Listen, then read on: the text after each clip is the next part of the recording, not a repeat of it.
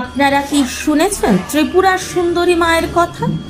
এমন এক শক্তিপীঠ যেখানে আজও সতী ডান পা অবস্থান করছে বলে বিশ্বাস। হ্যাঁ, পৃথিবীর 51টি শক্তিপীঠের একটি। আর এখানে শক্তিকে ত্রিপুরা সুন্দরী রূপে পূজা করা হয় এবং সহচর ভৈরব ত্রিপুরেশ। মন্দিরটি কোনো সাধারণ মন্দির নয়। 1501 খ্রিস্টাব্দে ত্রিপুরার মহারাজা ধন্য মাণিক্য নিজ হাতে নির্মাণ করেছিলেন, যা মুঘল শাসনেরও অনেক আগের ইতিহাস। 3 তলা ছাদ, ঘনক আকৃতির স্থাপত্য, পুরো মন্দিরটি বাংলার এক রত্ন শৈলীর এক জীবন্ত উদাহরণ।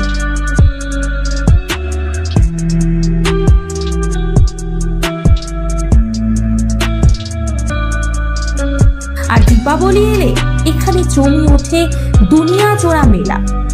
2 লক্ষেরও বেশি তীর্থযাত্রী ভিড় করেন এক নজর মা দর্শনের জন্য। বিশ্বাস করা হয় এখানে ইচ্ছা নিয়ে এলে কেউ খালি হাতে ফেরেন না। ত্রিপুরা সুন্দরী মায়ের কৃপা সবার উপর বর্ষিত হোক।